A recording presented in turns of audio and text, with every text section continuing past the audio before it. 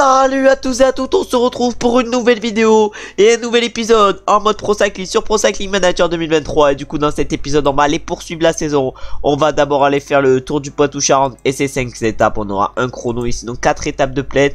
Mais on ira faire également le tour des Flandres 23. C'est à dire qu'il y aura 2 étapes, donc même plutôt 3 étapes de plaide et un chrono par équipe. Et ensuite on ira faire pour clôturer la vidéo l'Adriatica Ionica Race. En tout cas la première étape ça sera un chrono par équipe qu'on simulera. Ensuite on aura une étape de plaine, puis une étape de montagne, puis 2 étapes de plaine. Et dans la prochaine vidéo on ira du coup terminer la saison, mais l'objectif dans cet épisode ça va être de passer au niveau 8 puisqu'on a que 192 points à aller chercher. On va voir si on est capable de le faire et on va se retrouver maintenant directement au départ de la première étape de ce tour du Poitou-Charentes. Un tour qui va être plutôt plat et où sûrement le directeur sportif va nous demander de jouer le général parce qu'il va y avoir un chrono qui pourrait nous avantager. On est au départ de cette première étape du tour du Poitou-Charentes. Je vous avais dit qu'on aurait un rôle de leader sur ce tour du Poitou-Charentes et c'est ce qui arrive. On doit remporter le classement général final sur cette course. Ça va être compliqué mais on va essayer de faire du mieux possible pour aller chercher ce classement général. Et sur cette première étape notre objectif déjà ça va être de pas perdre de temps et pourquoi pas même d'en reprendre avec les sprints inter. On est dans le final de cette première étape du tour du Poitou-Charentes avec notre coureur. On est extrêmement bien placé. Bon vraiment on n'avait rien à faire de toute façon sur cette première étape. On va pas jouer la victoire avec notre 67 Axel, mais peut-être essayer de faire un bon sprint et une place correcte, une place d'honneur, pourquoi pas sur cette première étape. En tout cas là on va essayer pourquoi pas de prendre la roue à qui? À Strong. On va prendre la roue à Strong et on va voir s'il nous amène bien le Strong. En tout cas on a notre coéquipier Guégan qui va lui prendre la roue également. Ouais, est-ce que ça va être une bonne roue? Est-ce que ça va être une bonne roue celle-là Strong? Est-ce que ça va être une bonne roue? Ah mais nous on va sprinter, mais vraiment on n'a pas de qualité en sprint. Et devant c'est Rudy Kerselig qui va remporter cette première étape de ce tour du Poitou-Charentes devant Corbin Strong et Knorr. Et notre coéquipier Pierre Barbier va terminer 6ème et nous notre sprint est catastrophique vu qu'on ne termine que 16ème. Notre 56 sprint nous a porté défaut dans ce final et maintenant on va se retrouver directement pour la deuxième étape de ce tour du Poitou-Charentes qui risque d'avoir à peu près le même profil. On est au départ de la deuxième étape et on a encore une fois -1, encore une fois notre rôle de leader, mais après c'est assez logique et on va se retrouver encore une fois sûrement dans le final de cette deuxième étape où on va avoir pas grand chose à jouer encore une fois à part ne pas perdre du temps. On est à 6 km de l'arrivée avec notre coureur. On va tenter l'accélération, on n'a rien à perdre de toute façon, on n'a rien à perdre, du coup on tente d'accélérer. Est-ce que les trains de sprint ils vont nous rouler dessus? Je sais pas. En tout cas on tente un truc à moins de 5 km de l'arrivée. De toute façon on n'a rien à jouer sur cette course.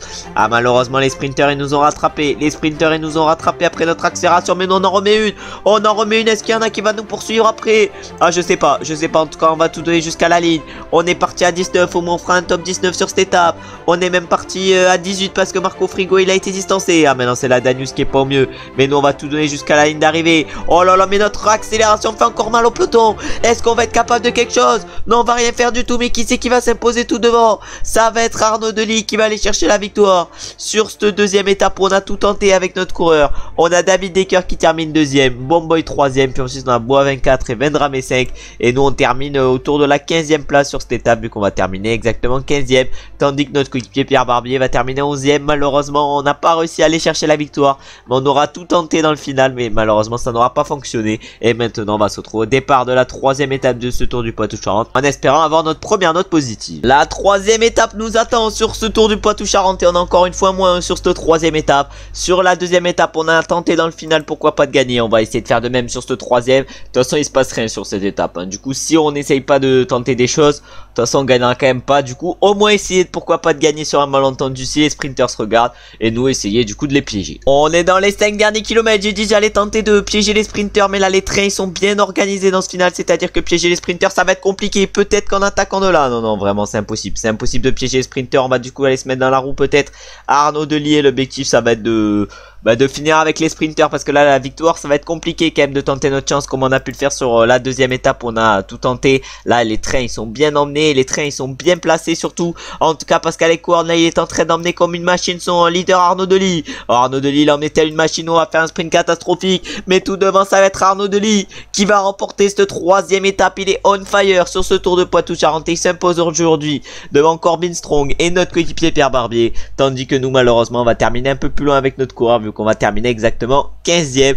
Bon, un résultat convenable et maintenant on va se retrouver directement pour la 4e étape de ce Tour du Poitou-Charentes et le chrono de 22 km.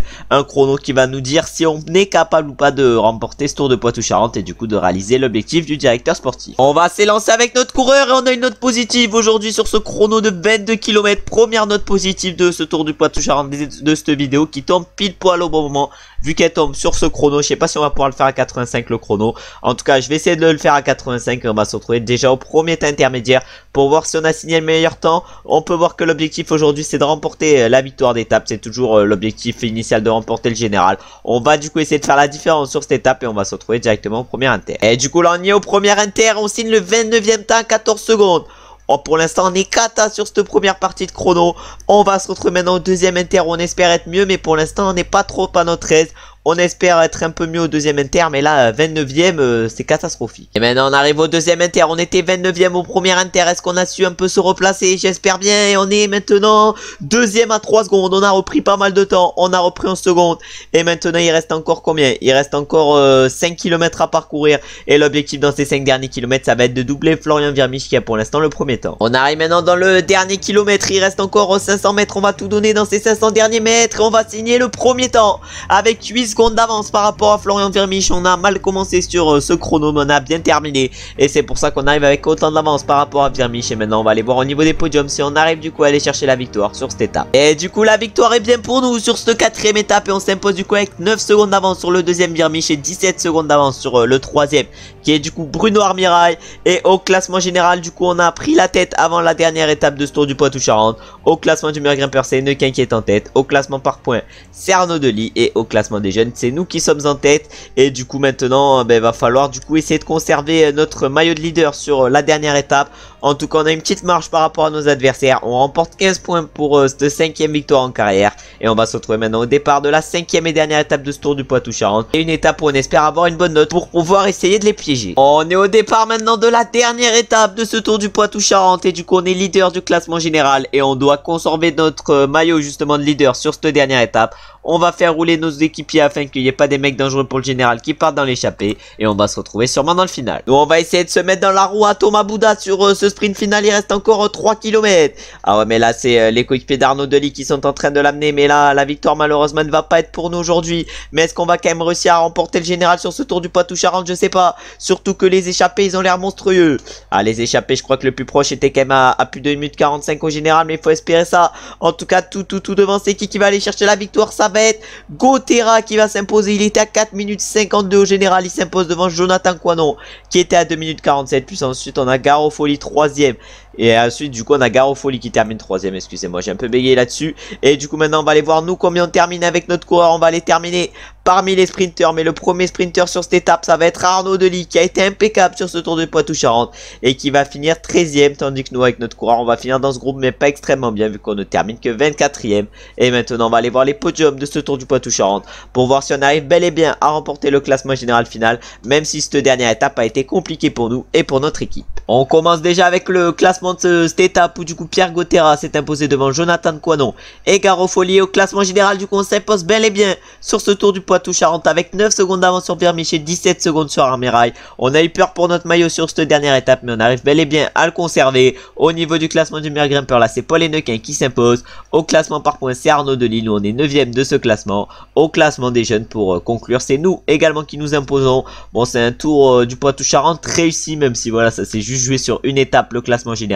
Mais sur l'étape où ça s'est joué on a réussi à être performant. Et du coup maintenant mes suivants ils remportent 22 points pour remporter le général de ce Tour du Poitou-Charentes. Et maintenant on va se retrouver au départ directement de la première étape du Tour des Flandres du 23 où on va essayer de faire un bon résultat. On arrive pour le départ de ce Tour des Flandres. Un Tour des Flandres qui va faire 4 étapes dont un chrono par équipe. On simulera mais on ira voir les classements. Et sur ce Tour des Flandres du coup on a un rôle d'électron libre. On va du coup essayer de partir directement dans l'échappée sur cette première étape. De toute façon je pense que le général ça va pas être un objectif sur ce Tour des Flandres. Et du coup si on arrive bel et bien à prendre l'échappée on va se retrouver directement pour la cote de 3e catégorie où on va essayer de passer en tête. Et on y arrive au sommet de cette première cote de 3e catégorie et on va passer facilement en tête. au moins on réalise un beau début d'étape correct, mais malheureusement j'ai l'impression que le peloton nous laisse pas partir. Et maintenant on va se retrouver pour la deuxième côte de troisième catégorie, en espérant que cette fois-ci le peloton nous laisse enfin partir. On est dans le final de ce Tour du Poitou-Charentes, on peut voir que devant ça accélère pour Van der Stom, pour Paquet, pour De Jager, et nous l'objectif évidemment ça va être de faire un résultat correct sur ce première étape du Tour des Flandres du 23. Bon, ça m'étonnerait qu'on aille chercher quand même un gros résultat, parce qu'on aura des coureurs meilleurs que nous. Déjà notre coéquipier Boulet, je pense qu'il peut être correct aujourd'hui. Ah ouais, vu ses stats en sprint et en axel, ça peut faire un résultat plutôt correct. Bon, nous on gagnera pas aujourd'hui, mais on va aller voir qui c'est qui va s'imposer sur cette étape. Ça va pas être Asgard Andersen, mais ça va être sûrement Van Tismenjik qui va remporter cette première étape. Son blaze est impossible à prononcer, mais il s'impose du coup devant Van Teutenberg, non, Tim Teutenberg, excusez-moi. Puis ensuite c'est Van Veenendaal qui va chercher la troisième place, puis notre coéquipier Boulet la quatrième, et nous on termine 13e sur cette première étape. Bon, pas un résultat flamboyant, en plus ça nous a pas laissé partir dans l'échappée, du coup on a réussi juste à aller chercher 6 points sur cette étape au niveau du classement de la montagne, et maintenant on va se retrouver directement au départ de la deuxième, en espérant cette fois-ci réussir une meilleure étape. On est maintenant au départ de cette deuxième étape de ce Tour des Flandres du 23, et du coup on a un plus 1 sur cette deuxième étape, et on va jouer notre carte perso. On a un rôle d'électron libre, va falloir du coup essayer de faire avec, et on va essayer pourquoi pas de faire un résultat correct, même si ça risque d'être compliqué. On est maintenant dans le final et dans les 3 derniers kilomètres sur cette deuxième étape du Tour des Flandres du 23, et l'objectif évidemment sur cette étape ça va être de faire un bon résultat. En tout cas, on a notre coéquipier Boulet qui est en train d'emmener Bourogine, mais nous on va lancer le sprint, on n'a rien à perdre aujourd'hui, et il y en a un qui a rien à perdre aussi, c'est Debiasi, et Debiasi va aller s'imposer. Il a lancé pile poil les bons moments, et il va s'imposer du coup sur cette deuxième étape du Tour des Flandres du 23. Il va s'imposer devant son coéquipier Bruto Messo, et ensuite c'est De Hers qui va terminer 3ème. Notre premier coureur sur cette étape c'est Bourogine qui termine du coup 6ème, et nous on va chercher une 12ème place sur cette deuxième étape. Et maintenant on va se retrouver directement pour la 3ème étape qui va être un chrono par équipe, et un chrono par équipe on risque de se retrouver directement pour les classements et pour voir combien on a terminé avec notre équipe. Et du coup on peut voir le classement de cette 3ème étape, mais nous je sais pas où on figure. On finit à 6 minutes 10 avec notre coureur parce qu'on devait être que 3 dans l'équipe, ça doit être sûrement pour ça. En tout cas on a pris Keket sur ce chrono par équipe, mais je sais pas ce que c'est. En tout cas là on a une offre de la Lotto Carnaus, et on va se retrouver maintenant directement pour la 4ème et dernière étape de ce Tour des Flandres, qui va aller de Ensdam à Ensdam. Et sur cette 4ème étape on va se retrouver directement au départ, et notre objectif ça va être de prendre l'échappée. On est au départ maintenant de cette 4ème et dernière étape de ce Tour des Flandres 23, et du coup on doit se montrer en échappée sur cette dernière étape. On a un rôle de baroudeur, et l'objectif aujourd'hui sur cette étape ça va être de passer en tête du col, ouais, pas du col, plutôt de la côte de seconde catégorie pour aller chercher les 10 points. Mais on espère que ça va nous laisser partir, parce que sinon ça risque d'être une étape longue pour nous, et on va espérer du coup se retrouver pour la côte de seconde catégorie, surtout qu'on a perdu 6 minutes 10 au général sur la dernière étape. Allez, on arrive maintenant pour la côte de seconde catégorie. On va voir si on est capable de passer en tête. En tout cas on va tout donner pour. Ah ouais, mais non on va pas passer en tête, on va passer que 4ème sur cette côte de seconde catégorie. Bon, on est un peu mytho en sprint avec notre coureur, et maintenant on va se retrouver je pense directement pour directement dans le final, pour voir ce qu'on est capable de faire et pour voir si on est capable de réaliser l'objectif du jour, qui est de faire 120 km en échappée. On a fait pas mal de kilomètres en tête avec notre coureur, mais malheureusement on est totalement cuit à 7 km de l'arrivée, et on a fait du coup 153 km en échappée. Le peloton est en train de nous revenir dessus, voilà, le peloton nous revient dessus, et maintenant on va aller voir qui c'est qui s'impose sur cette dernière étape du Tour des Flandres du 23. Un tour où malheureusement on aura été un peu en difficulté parce qu'on aura perdu quand même 6 minutes sur le chrono par équipe. Et on voit les premiers arriver sur cette 4ème et dernière étape, et c'est Bruto Messo qui va aller chercher la victoire devant Tischdecker. Ensuite on a Bounce, ouais je vais pas prononcer son blast, trop compliqué. En tout cas il va chercher la 3ème place. Notre coureur en carrière Dario Egorbeieta va chercher la 5ème place, et ensuite on a notre coéquipier Bourgogne qui va chercher la 7ème place sur cette course.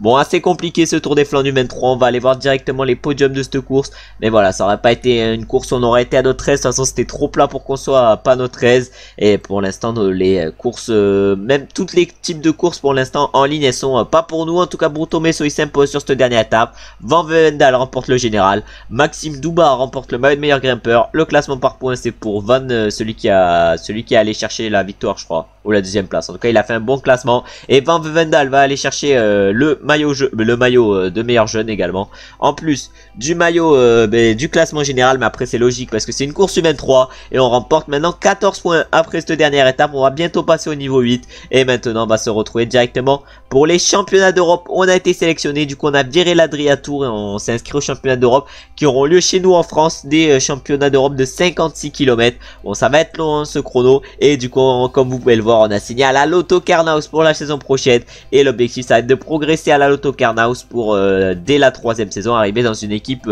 qui joue au moins la Continental Pro. Et du coup, maintenant, on va se retrouver sur ces championnats d'Europe directement pour notre départ. On est au départ avec notre coureur. Oh là là là là, mais la note catastrophique sur ce chrono des championnats d'Europe. On a pour objectif de terminer dans le top 30, mais avec cette note catastrophique qu'on a, un -3 aujourd'hui, bon vraiment on n'a aucun espoir de résultat et on va se retrouver directement à l'arrivée. On se retrouve déjà au premier Inter. Asgreen il nous a déjà mis une minace et au premier Inter on est actuellement 27ème à 2 minutes 28. Bon, je pense qu'on va finir à plus de 6 minutes aujourd'hui. Non, mais vraiment, notre chrono, je sens qu'il va être aberrant. Et on va se retrouver maintenant au deuxième Inter pour voir si on est un peu mieux. Et on est au deuxième Inter. Malheureusement, là, ça frise un peu au deuxième Inter. Du coup, on est maintenant, combien on est 20ème à 2019. Bon, ça s'améliore. Et maintenant, on va voir si au troisième Inter, on a accéléré ou pas. On arrive dans la montée finale vers Landerneau. On est complètement cuit alors qu'il reste encore 1 km 700. Bon, notre chrono va être catastrophique et on va se retrouver sur la ligne d'arrivée. Allez, on est bientôt sur la ligne d'arrivée avec notre coureur. On a tout donné sur le final et on est 26ème à plus de 5 minutes 30. Vraiment, notre chrono est aberrant. Est-ce qu'au moins on va terminer dans le top 30? Oui, on va terminer dans le top 30 sur ce chrono.